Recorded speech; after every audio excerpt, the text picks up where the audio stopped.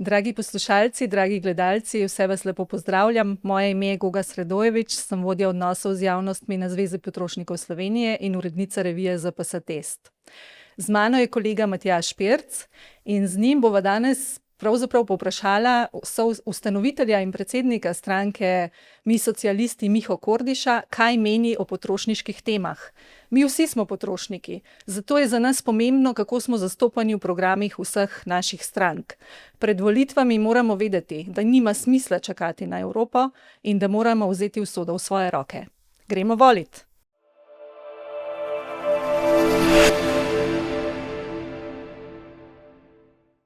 Miha Kordiš, lep pozdrav. Veseli nas, da ste tukaj z nami na Zvezi potrošnikov Slovenije. Imam eno vprašanje za ogrevanje.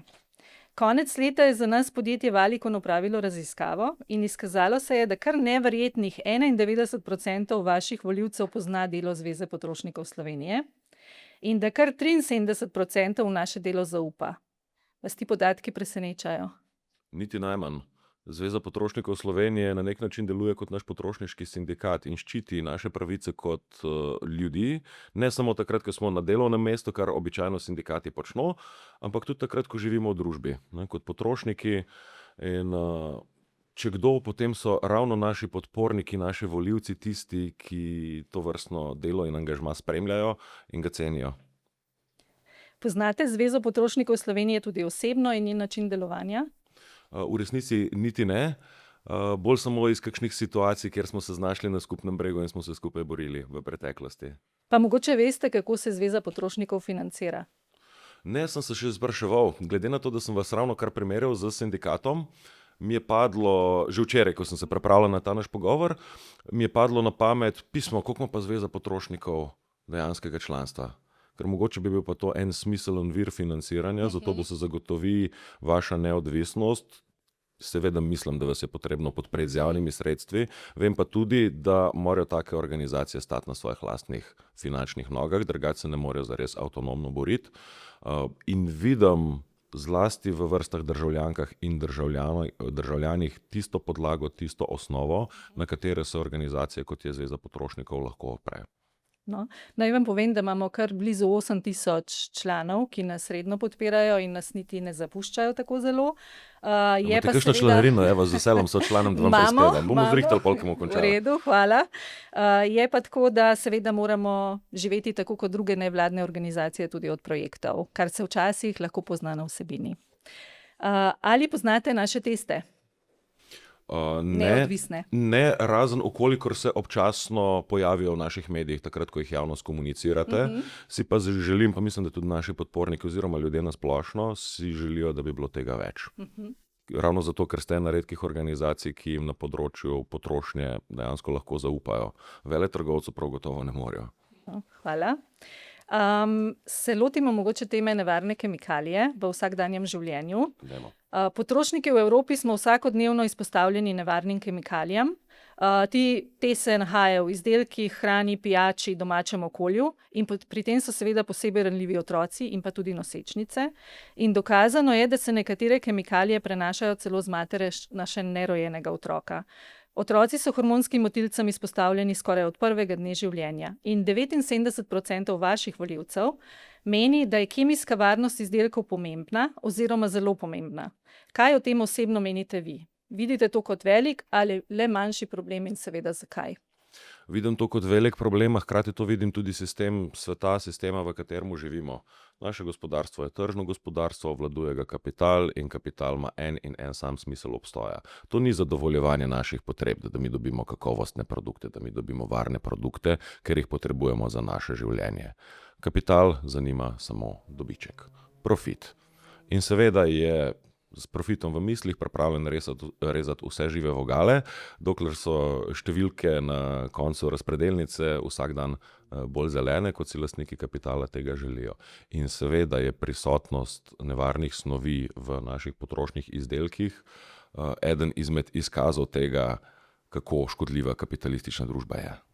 No, recimo en takšen primer je bil, ko smo pravzaprav ravno pri Zvezi potrošnikov Slovenije še s 3 drugimi potrošniškimi organizacijami ugotovili, v katerih produktih se nahajajo bisfenoli v dudah, torej pri katerih podjetjih.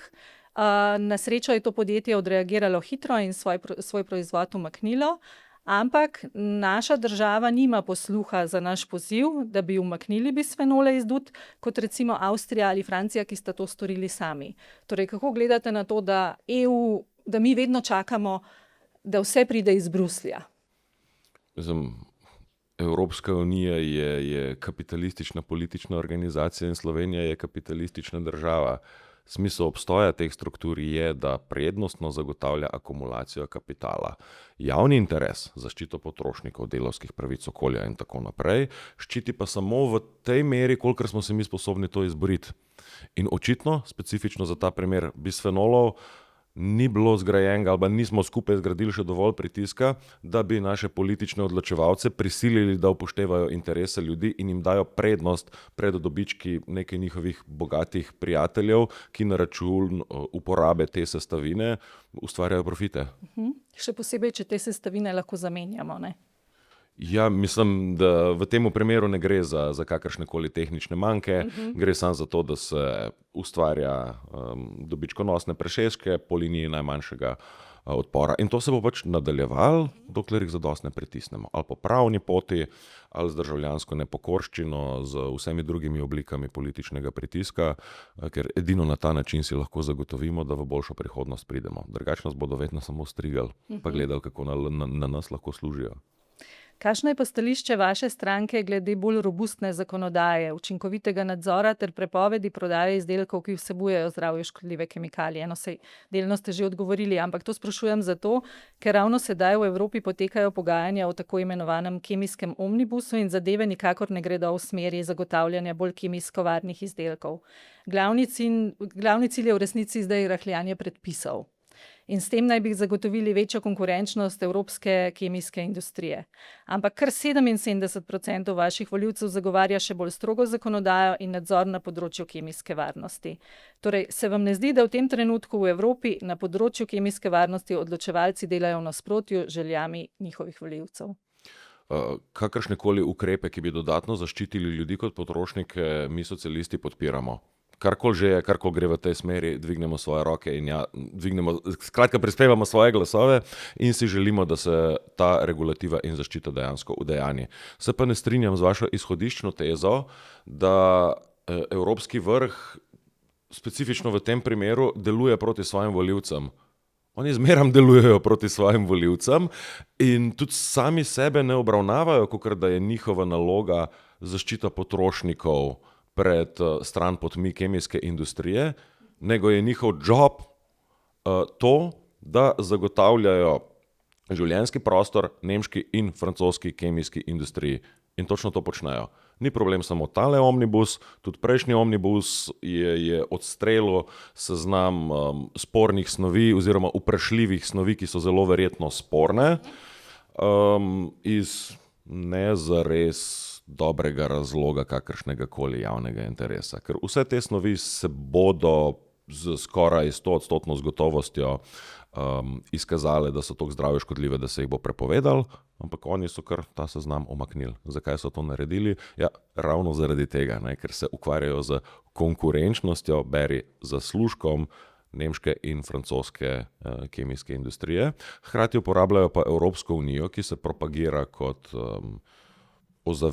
okoljsko ozaveščen projekt, kot projekt, ki naj dviguje standard življenja ljudi na nek način kot obliko greenwashinga. Recimo zanimiv podatek je, da kar 3/4 vaših volivcev bi rado izvedelo več o kemikalijah v kozmetiki, 70% o kemikalijah v tekstilu in več kot polovica o kemikalijah v izdelkih za dojenčke. Potrošniki smo vsakodnevno izpostavljeni koktejlu kemikalij iz različnih vplivov, kot so zrak, voda, živila, kozmetični izdelki, oblačila itd. In državljani si sicer želijo o tem izvedeti več, ampak kaj menite, se vam zdi, da Sloveniji trenutno dovolj sploh naredimo za informiranje prebivalcev o kemijski varnosti izdelkov in koga vidite kot pomembnega akterja na tem področju? Nismo izpostavljeni samo kemijskemu koktejlu, izpostavljeni smo tudi koktejlu raznih informacij, ki nas informacijsko praktično pokopljajo. Včasih smo to imeli samo na radiju in televiziji, danes nas to spremlja vsako uro, vsako minuto na našem telefonu in na naših socialnih omrežjih. In tudi zato mislim, da zgolj prijemi osveščanja in informiranja ljudi nikakor ne morejo zadostovati. Pol je pa še ta realnost. Ti si tam na šihtu, samo 8 ur na dan, če imaš srečo, počas gre to že 12 ur na dan. Pol se moraš bukati s tem, kako boš prišel do zdravnika. Mora se neka mlada družina bukati s tem, kako bo pokrila vrtec, kje bo najdla denar za to, da si pokrije najemnino, kje imajo ljudje še cajt pa energijo delati cele seminarske naloge, kaj bojo prinesli iz trgovine. Mislim, da na tak način mi varnosti potrošnikov ne moramo zagotoviti. Mi potrebujemo drugačen politekonomski sistem, da boš vsaj normalno lahko šuštacuno in tisto, kar boš iz štacune prinesel, boš vedel, da je v redu. Ne, da se ob vsakem grižljaju sprašuješ, a me tam nek kapitalist hoče zastrupati samo zato, da bo dodatno zaslužil in mu je pač zame vseeno. To je mogoče lih Matjaževa tema, ne, Matjaž? Vsego je ne vzava, mogoče malo, ne. Kaj pa vi osebno ste pri nakupu vsakodnevnih izdelkov, kot so na primer kozmetika, tekstil, oprema za dom, pozorni na sestavo? Iz točno teh razlogov, ki sem jih zdaj navedel, v veliki večini primerov ne.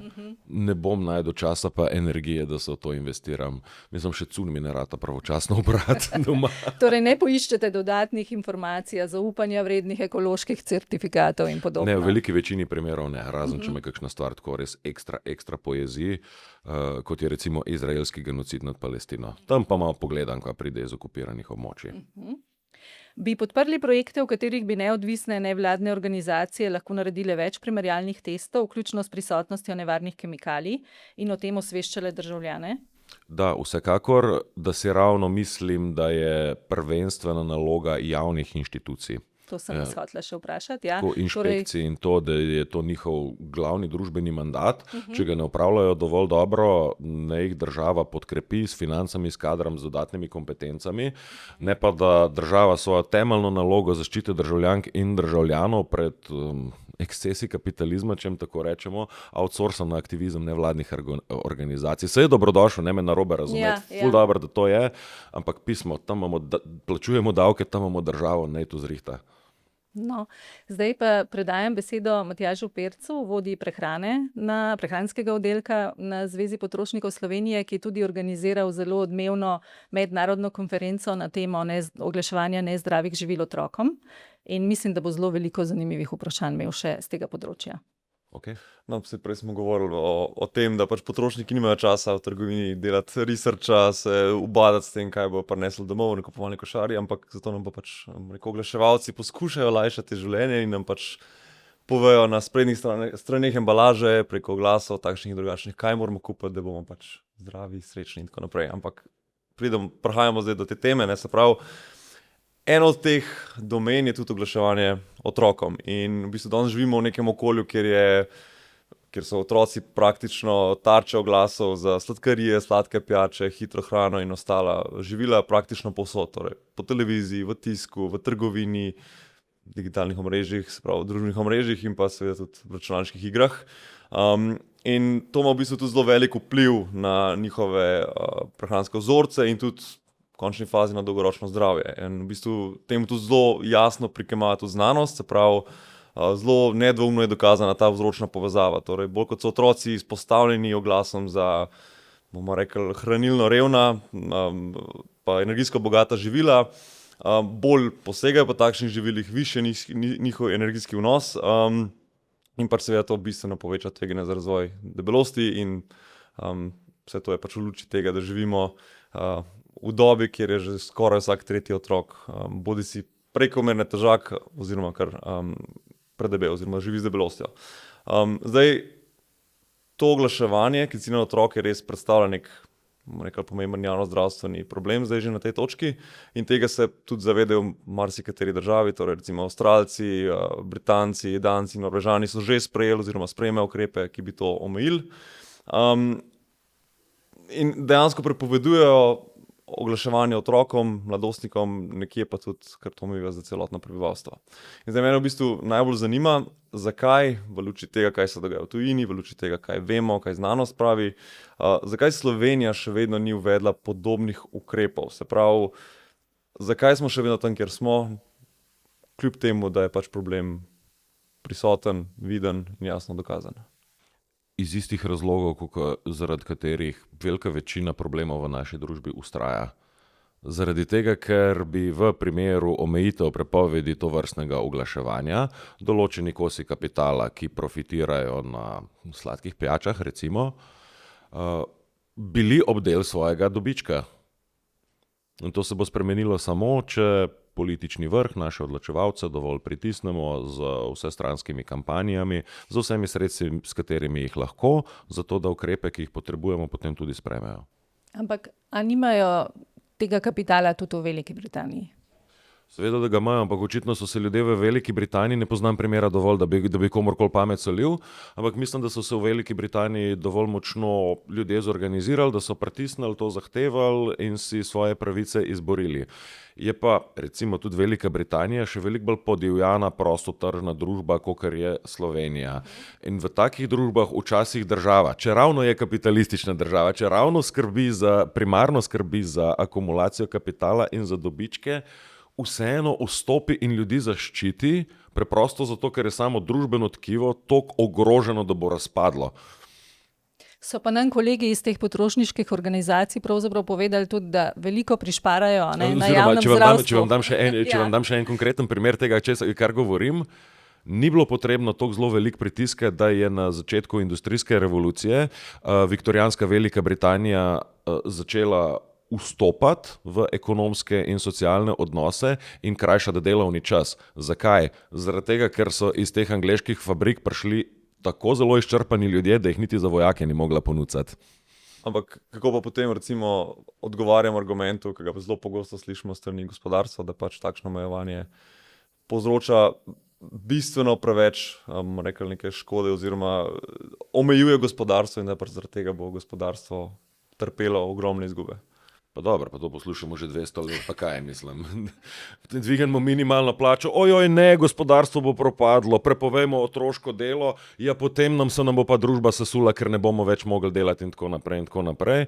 To je le zadnji listek na tem venčku neprestanega strašenja, po katerem kapital posega, zato da bi nas od nujno potrebnih ukrepov odgnal. Mislim, da se ne smemo pustiti prestrašiti in se moramo za svoje pravice postaviti. Ker eden od, bom rekel tako, od zelo pogosto uporabljenih protiargumentov je, sploh strani mogoče oglaševalcev, je pač, da v bistvu to niti ni domena industrije, da je v bistvu oglaševanje otrokom, da se temu zoperstavimo tako, da pač izobrazimo otroke, da jih vzgojimo in da v bistvu primarna odgovornost leži na starših. Prav, kako bi komentirali to? Mislim, nihče od nas ni zaprt med 4 stene svoje lastne družine. In starejši, ko smo, bolj smo v širšo družbo upleteni. In del tega je seveda tudi oglaševanje. V naši bivši državi so imeli ful bolj pošten izraz za oglaševanje. Temu se rekli ekonomska propagandna poročila. In nedvomno na otroke vplivajo. Mislim, če vplivajo na vse nas, ki smo odrasli, včasih se tega niti ne zavedamo, potem še toliko bolj vplivajo tudi na otroke. In to je treba sam prepovedati. Se pravi, če v bistvu povzamem to, kar ste povedali, v bistvu se vaša stranka zavzema oziroma podpira neko zakonsko omejevanje oglaševanja, ki cilja na otroke. Absolutno in kategorično, pa še kaj drugega tudi.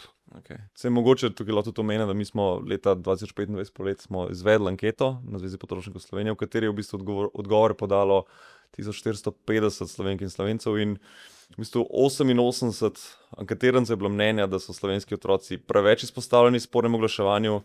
Od tega jih je potem 33% podpiralo zaostritev zakonodaje, 88% pa celo popolno prepoved oglaševanja otrokom, ne glede na medij. Ja, se strinjam, točno to ne glede na medij, tudi to ne velja tudi za socialna omrežja in druge spletne platforme. No, se to je pa mogoče moje naslednje podvprašanje. Pač socialna mreža vemo, da so malo tako divji zahod, se pravi, zakonodaja ne dohaja že zdaj, so par korakov pred nami, bomo rekli vse te taktike oglaševanja, ampak kako bi se sploh, recimo, če imate kakšne konkretne primere, kako bi se sploh lotil omejevanja oglaševanja na digitalnih omrežjih? Mislim, nedavno je bila uzakonjena zelo stroga omejitev političnega oglaševanja.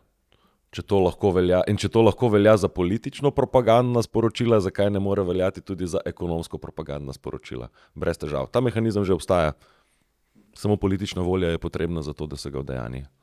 Kaj pa recimo, še to nam hitro pod vprašanjem, sponzoriranje, se pravi na raznih športnih dogodkih vidimo razne majice z napisi, z brendi, znamkami, tudi to je neka oblika oglaševanja. Ja, tu treba vse skenslati. Ja, vse, kar zaščiti ljudi pred dobesedno pranjem možgan za stvarmi, ki so zanje škodljivi, vse to oglaševanje je potrebno prepovedati. Ker ne služi absolutno nikakršnemu smislu. Ne služi obveščanju ljudi o novih produktih. S tem ne bi bilo nič narobe, ampak je dobesedno namenjeno neki propagandi. Torej v bistvu, se tudi mi zagovarjamo to stališče, da to je v bistvu prepoved, bi bila neke vrste investicija v javno zdravje, ne? Ker s tem bi res razbremenili javno blagajno na nek način. Drži, pa ne samo to. Dajmo pomisliti, koliko ljudi troši svoje delovne zmožnosti in svoje ustvarjalne kapacitete v nekih brezveznih PR-ovskih propagandnih oddelkih v korporacijah. Kaj bi vse te ljudje lahko naredili za družbo, če ne bi bili ujeti v te tržne mehanizme, da morajo samo nekaj prodajati in iščejo vse možne načine, kako pretentati ljudi. Pa Madonna, mi bi se lahko že v vesoljskih ladjah okrog vozili, če bi te naše zmožnosti koristno uporabili. Okay. To je pa lih dobra iztočnica zdaj še za javni prevoz, a ne? Bi rekel, ja. Po podatkih Evropske agencije za okolje cestni promet v EU povzroči približno 73% vseh emisij v prometu. Ti izpusti močno prispevajo k onesnaženju zraka, imajo velik vpliv na zdravje ljudi, tudi 182,000 smrti na leto. Katere ukrepe predvideva vaša stranka za zmanjšanje odvisnosti od osebnih vozil ter za strateške naložbe v infrastrukturo, ki bodo omogočile bolj trajnostne, vključujoče oblike mobilnosti? Celotno našo družbo je potrebno utemeljiti na trajnostni mobilnosti. To, da imaš ti avtomobil, mora postati zgolj opcija, ne pa življenjska nuja, kar v tem trenutku je. In mi zagovarjamo prednostno in hitro javno investiranje v izgradnjo trajnostne mobilnosti. Zelo konkretni ukrepi. Prvo kot prvo, vse te večje zasebne avtobusna podjetja, ki izvajajo medregionalni promet, je potrebno nacionalizirati in jih spremeniti v nacionalno mrežo, ki bo upravljala potniški promet. Ne pa, da se dela tisto, kar se splača, ali pa samo tisto, kar država za subvencijami dodatno zaliva. Kot drugo, množično investiranje v izgradnjo dodatnih železniških tirov, po katerih se sočasno prednost nameni javnemu potniškemu prometu, se pravi potniškim vlakom. Vozni redi morajo postati redni, frekventni, takti. Avtobusi in vlaki pa morajo biti povezani med sabo, kar se mora potem naprej potegniti tudi v kolesarske poti in dostop do kolesa. Se pravi, da ti lahko z kombinacijo kolesa, pešačenja, vlaka in avtobusa prideš od točke A do točke B praktično kjerkoli v naši državi. Kjer pa vendarle ostajajo lise, ker ima Slovenija zelo razpršeno poselitev, je treba pa vzpostaviti neko javno mrežo prevozov na poziv oziroma tudi možnost tega, da se ti avtomobil izposodiš. Medtem ko je sam javni prevoz potrebno narediti v celoti brezplačen. To je pa nekaj, kar se lahko naredi tukaj, zdaj in takoj. Je res, da brezplačnost javnega prevoza ni ta glavni dejavnik, ki ljudi pritegne k uporabi javnih prevoznih sredstev, je pa dostopnost, zanesljivost in to, da te lahko dejansko pripelje do cilja, ne da se ti 3-krat spotakneš vmes, tisto, kar nas lahko spravi iz širitve avtocest na uporabo avtobusov in vlakov. Mislim, to, da nam že, če se ne motim, od 2007 ali od leta 2009 vsako leto število potnikov na vlaku upada, medtem ko gremo skozi hudo krizo podnebnega zloma, kot cel planet, ne samo v tej državi, se meni zdi popolnoma noro. No, vse te ukrepe prednostnega investiranja v javni potniški promet morajo pa potem slediti tudi ukrepi, ki avtomobilnost omejujejo. Najprej pač v mestih, ne? Razne zgoščevalne takse in tako naprej. Ampak smo Slovenci po naših anketah potrošniških organizacij pravzaprav v vrhu v Evropi po uporabi osebnega avtomobila. Seveda, to je kombinacija razpršene poselitve in dezindustrializacije, katere žrtve smo že zadnjih 30 let. Ti praktično, če se ne voziš v Ljubljano, skoraj ne moreš priti do joba kot nek mlad človek. V Ljubljani ne moreš priti do stanovanja, ok, pri svojih 30 se iz Ljubljane, potem ko si doštudiral in tako, preselaš nazaj domov, ne vem, v Tržič, v Radovljico, jaz sem z Gorenjske, zato te kraje omenjam. Ampak službo boš na koncu dneva še vedno iskal v Ljubljani, ker nekje drugje jo boš zelo težko dobil. Skratka, temeljni odgovor na ta problem niti ni toliko javni potniški promet, čeprav tudi, ampak je zelena reindustrializacija, kjer bo država investirala ne samo v osrednjo Slovenijo, ampak tudi vse te kraje, ki so nekoč delovna mesta že imeli, potem jih je pa kapitalizem požgal. Ampak od vseh ministric in ministrov za infrastrukturo vedno poslušamo, da ena vlada pač ne zmore vsega spremeniti, da moramo počakati na naslednji mandat. Tako da pravzaprav čakamo že od leta 1991, ne? Ko se je vse ustavilo. Mislim, očitno ena vlada lahko z danes na jutri podvoji ali pa potroji proračun, ki ga vržemo za orožje, ne more pa tega narediti za železniške tire, za nove vlakovne kompozicije ali pa za to, da bi pod kontrolo pripeljala avtobusne družbe. Ampak kako bi potem kratkoročno, torej takoj, ko bi prišli v parlament, lahko nekaj naredili? To je prva stvar, ki se lahko naredi in se mora narediti, je to, da javni prevoz postane zastonj. Druga stvar je, naj se Slovenske železnice spravi pod kontrolo. Mislim, to, da vlak zamuja non-stop, to ni sam za nikamor. Mislim, jaz sem v svoji karieri več parlamentarnih sej že zamudil, zaradi tega, ker se enega enostavnega dnevnega voznega reda ne morejo držati. In to je stvar upravljanja, niti ne toliko financiranja, pa a bomo dajali prednost tovornim kompozicijam ali bomo prioritizirali javni potniški promet, kar bi ga morali. Tudi reorganizacija avtobusnega prometa se lahko naredi že kratkoročno. Za razliko od železniškega omrežja, ki vseglih potrebuje nekaj let, pa če se ti še tako smelo spraviš v javne investicije, to, da mi zagotovimo dovolj veliko floto avtobusov, da frekventno oskrbijo celotno državo, da so neprestano dostopni, je nekaj, kar se lahko naredi v enem letu, ne samo v enem mandatu. Torej, vi osebno in v Sloveniji in tujini uporabljate javni potniški promet? Ja, ampak iz teh istih razlogov, kot povprečen Slovenc, vsako leto manj. Kaj je pa recimo še tako zelo pomembno, da bi se ljudje odločili za javni potniški promet? Zlasti dostopnost. Cenovna dostopnost, ja, ampak to manj kot tega, da te javni prevoz v redu spravi do tvoje destinacije, pa da se lahko normalno ukrcaš. Ne pa, da priješ na železniško postajo pol ure prej, pa se treseš, a si prehiter za vlak, a si ga že zamudil, ali bo prišel s polurno zamudo. Sploh pride. Sploh pride, ja. Lokalni potniški vlak iz Jesenic in Kranja, ki nadaljuje vožnjo proti Ljubljani, bo pripeljal s 45-minutno zamudo. Se zahvaljujemo za razumevanje ali nekaj takega, kar se razume skoraj cinično po tistem njihovem interkomu, ko poslušaš. No, zdaj pa še za konec. Slogan naše revije ZPS Test je živeti pametno, za trajnosten, preudaren, kakovosten življenjski slog. Ali bodo vaši volivci, če pridete v parlament, lahko rekli, da živijo bolj pametno? Katerakoli stranka, ki vam bo rekla, da ljudje živijo zaradi njih bolj pametno, vam laže. Nobena stranka vam tega ne more zagotoviti.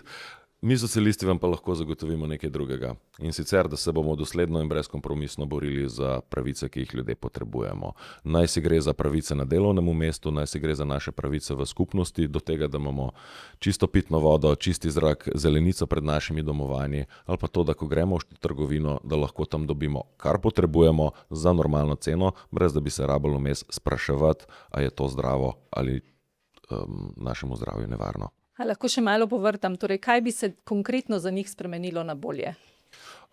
Prvi serija ukrepov, ki bi jo mi socialisti izvedli, je splošna demilitarizacija. Mislim, to, da nam vladajoči razred nad glavo maha z Damoklejevim mečom praktično svetovnega konflikta, je popolnoma nesprejemljivo. Mi socialisti bi odpovedali orožarske nabave, izstopili iz NATO pakta, sredstva pa preusmerili v izgradnjo blaginje v domovini. Okrepiti moramo naš javni zdravstveni sistem, okrepiti moramo naš šolski sistem, vložiti moramo v javno infrastrukturo, zato da se zoperstavimo podnebnemu zlomu. Na vse zadnje je pa treba nemudoma rešiti tudi draginjsko krizo, ki tare delavska gospodinjstva, pa se o tem v javnem prostoru sploh ne govori.